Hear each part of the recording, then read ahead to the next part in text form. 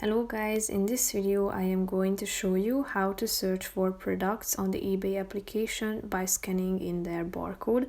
But first I just want to mention, don't forget to subscribe to my channel because at 10,000 subscribers I am going to show you my whole YouTube revenue statistics and growth strategy, how to make money online. So let's jump into it.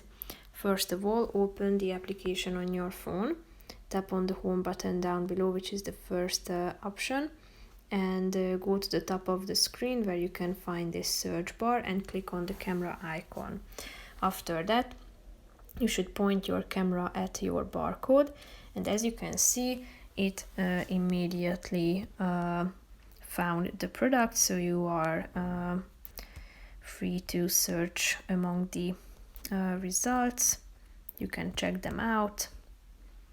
And basically that's it for this video, guys. See you in the next one. Bye bye.